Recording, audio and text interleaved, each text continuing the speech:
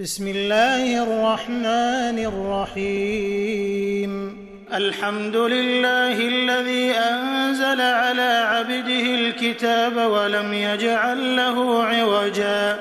قيما لينذر بأسا شديدا من لدنه ويبشر المؤمنين الذين يعملون الصالحات أن لهم أجرا حسنا ماكثين فيه أبدا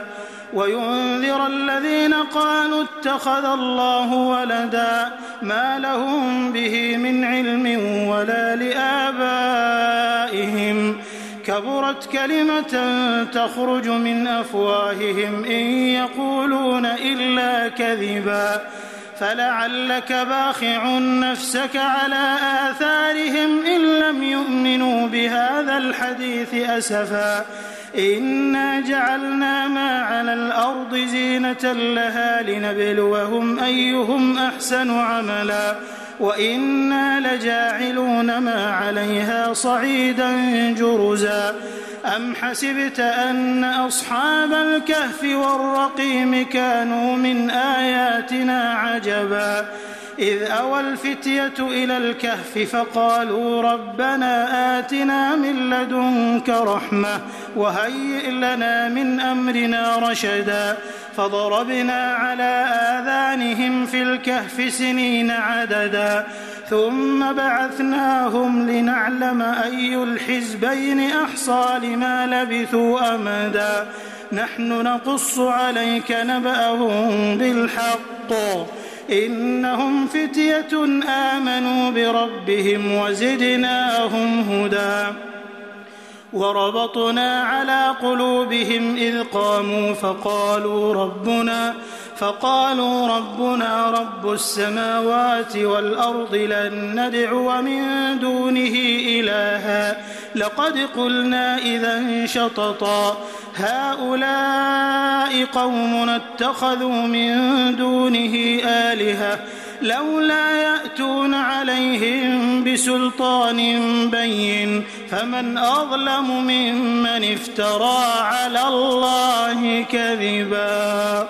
وإذ اعتزلتموهم وما يعبدون إلا الله فأووا إلى الكهف ينشر لكم ربكم من رحمته ويهيئ لكم من أمركم مرفقا وترى الشمس إذا طلعت تزاور عن كهفهم ذات اليمين وإذا غربت تقرضهم ذات الشمال وهم في فجوة منه ذلك من آيات الله من يهد الله فهو المهتد ومن يضلل فلن تجد له وليا مرشدا وتحسبهم أيقاظا وهم رقود ونقلبهم ذات اليمين وذات الشمال وكلبهم باسط ذراعيه بالوصيد لو اطلعت عليهم لوليت منهم فرارا ولملئت منهم رعبا وكذلك بعثناهم ليتساءلوا بينهم قال قائل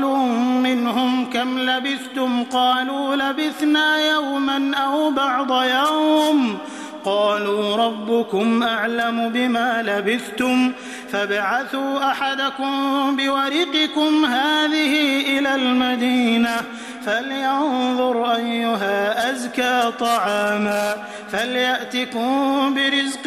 منه وليتلطف ولا يشعرن بكم أحدا إنهم إن يظهروا عليكم يرجموكم أو يعيدوكم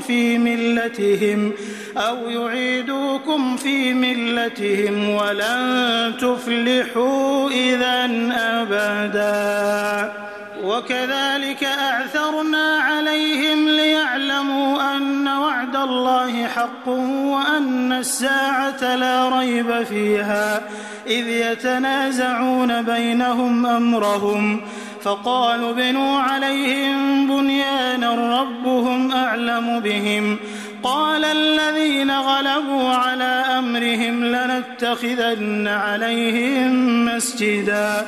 سيقولون 3 رابعهم كلبهم ويقولون 5 سادسهم كلبهم رجما بالغيب ويقولون 7 وثامنهم كلبهم قل ربي أعلم بعدتهم ما يعلمهم إلا قليل فلا تمار فيهم إلا مراء ظاهرا ولا تستفت فيهم منهم أحدا ولا تقولن لشيء إني فاعل ذلك غدا إلا أن يشاء الله واذكر ربك إذا نسيت وقل عسى أن يهديني ربي لأقرب من هذا رشدا ولبثوا في كهفهم 300 سنين وازدادوا 9 قل الله أعلم بما لبثوا له غيب السماوات والأرض أبصر به وأسمع ما لهم من دونه من ولي ولا يشرك في حكمه أحدا واتل ما أوحي إليك من كتاب ربك لا مبدل لكلماته ولن تجد من دونه ملتحدا واصبر نفسك مع الذين يدعون ربهم بالغداة والعشي يريدون وجهه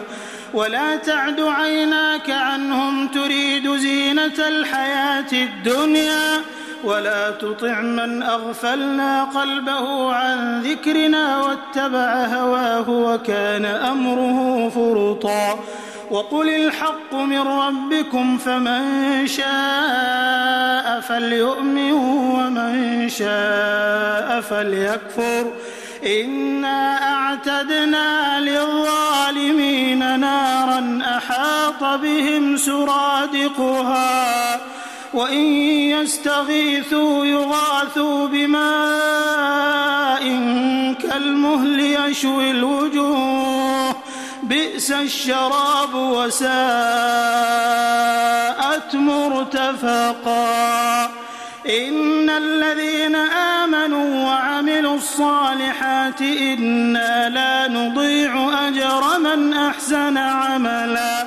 أولئك لهم جنات عدن تجري من تحتهم الأنهار يحلون فيها من أساور من ذهب ويلبسون ثيابا خضرا من سندس واستبرق متكئين فيها على الأرائك نعم الثواب وحسنت مرتفقا واضرب لهم مثل الرجلين جعلنا لأحدهما جنتين من أعناب وحففناهما بنخل وجعلنا بينهما زرعا كلتا الجنتين آتت أكلها ولم تظلم منه شيئا وفجرنا خلالهما نهرا وكان له ثمر فقال لصاحبه وهو يحاوره أنا أكثر منك مالا وأعز نفرا ودخل جنته وهو ظالم لنفسه قال ما أظن أن تبيد هذه أبدا وما أظن الساعة قائمة ولئن رددت إلى ربي لأجدن خيرا منها منقلبا قال له صاحبه وهو يحاوره أكفرت بالذي خلقك من تراب ثم من نطفة ثم سواك رجلا لكن هو الله ربي ولا أشرك بربي أحدا لكن هو الله ربي ولا أشرك بربي أحدا ولولا إذ دخلت جنتك قلت ما شاء الله لا قوة إلا بالله إن ترني أنا أقل منك مالا وولدا فعسى ربي أن يؤتيني خيرا من جنتك ويرسل عليها حسبانا من السماء فتصبح صعيدا زلقا أو يصبح ماؤها غورا فلن تستطيع له طلبا وأحيط بثمره فأصبح يقلب كفيه على ما أنفق فيها وهي خاوية على عروشها ويقول يا ليتني لم أشرك بربي أحدا ولم تكن له فئة ينصرونه من دون الله وما كان منتصرا هنالك الولاية لله الحق هو خير ثوابا وخير عقبا واضرب لهم مثل الحياة الدنيا كماء أنزلناه من السماء فاختلط به نبات الأرض فأصبح هشيما تذروه الرياح وكان الله على كل شيء مقتدرا المال والبنون زينة الحياة الدنيا والباقيات الصالحات خير عند ربك ثوابا وخير أملا ويوم نسير الجبال وترى الأرض بارزة وحشرناهم فلم نغادر منهم أحدا وعرضوا على ربك صفا لقد جئتمونا كما خلقناكم أول مرة بل زعمتم أن لن نجعل لكم موعدا ووضع الكتاب فترى المجرمين مشفقين مما فيه ويقولون يا ويلتنا ما لهذا الكتاب لا يغادر صغيرة ولا كبيرة إلا أحصاها ووجدوا ما عملوا حاضرا ولا يظلم ربك أحدا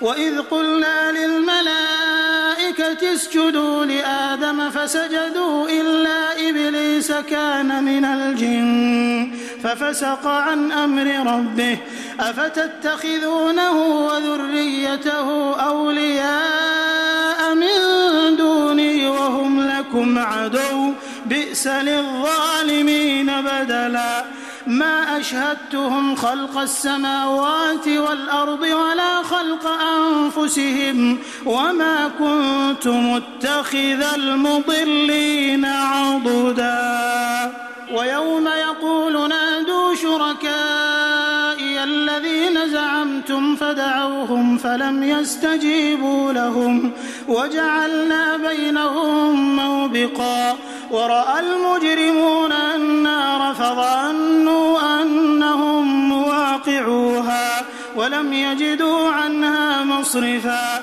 ولقد صرفنا في هذا القرآن للناس من كل مثل وكان الإنسان أكثر شيء جدلا وما منع الناس أن يؤمنوا إذ جاءهم الهدى ويستغفروا ربهم إلا أن تأتيهم سنة الأولين أو يأتيهم العذاب قبلا وما نرسل المرسلين إلا مبشرين ومنذرين ويجادل الذين كفروا بالباطل ليدحضوا به الحق واتخذوا آياتي وما أنذروا هزوا ومن أظلم ممن ذكر بآيات ربه فأعرض عنها ونسي ما قدمت يداه إنا جعلنا على قلوبهم أكنة أن يفقهوه وفي آذانهم وقرا وإن تدعهم إلى الهدى فلن يهتدوا إذا أبدا وربك الغفور ذو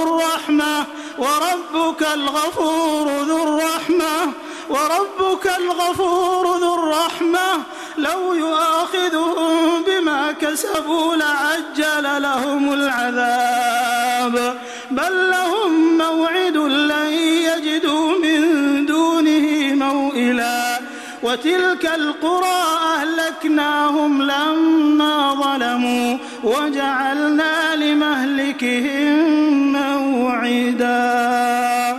وإذ قال موسى لفتاه لا أبرح حتى أبلغ مجمع البحرين أو أمضي حقبا فلما بلغا مجمع بينهما نسيا حوتهما فاتخذ سبيله في البحر سربا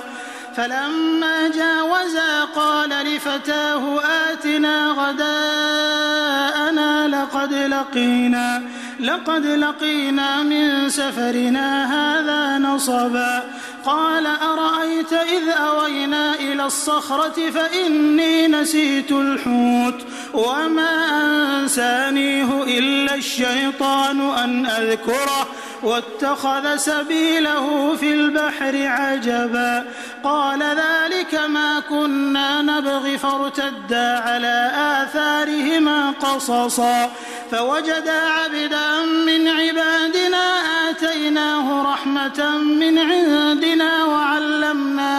وعلمناه من لدنا علما قال له موسى هل أتبعك على أن تعلمني مما علمت رشدا قال إنك لن تستطيع معي صبرا وكيف تصبر على ما لم تحط به خبرا قال ستجدني إن شاء الله صابرا ولا أعصي لك أمرا قال فإن اتبعتني فلا تسألني عن شيء حتى أحدث لك منه ذكرا فانطلقا حتى إذا ركبا في السفينة خرقها قال أخرقتها لتغرق أهلها لقد جئت شيئا إمرا قال ألم أقل إنك لن تستطيع معي صبرا قال لا تؤاخذني بما نسيت ولا ترهقني من أمري عسرا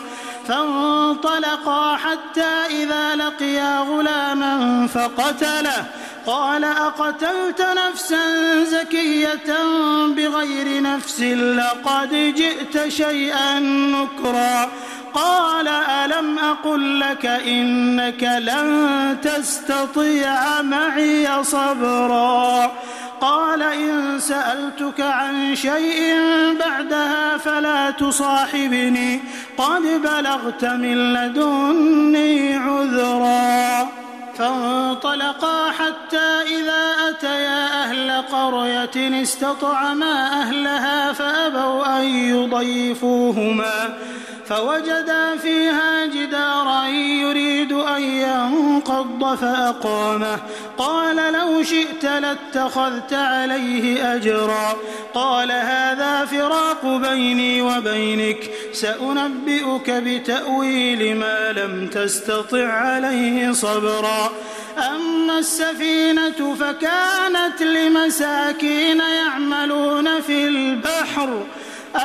السفينة فكانت لمساكين يعملون في البحر فأردت أن أعيبها وكان وراءهم ملك يأخذ كل سفينة غصبا وأما الغلام فكان أبواه مؤمنين فخشينا أن يرهقهما طغيانا وكفرا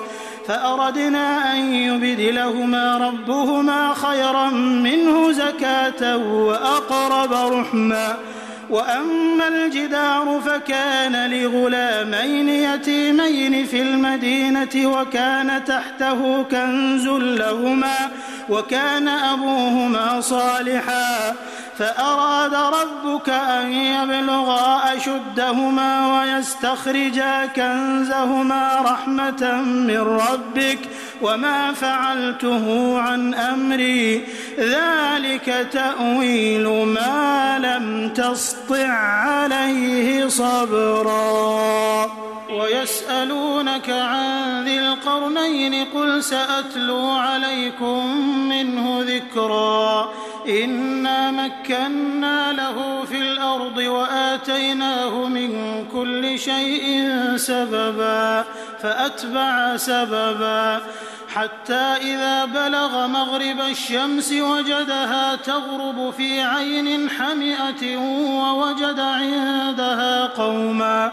قلنا يا ذا القرنين إما أن تعذب وإما أن تتخذ فيهم حسنا قال أما من ظلم فسوف نعذبه ثم يرد إلى ربه فيعذبه عذابا نكرا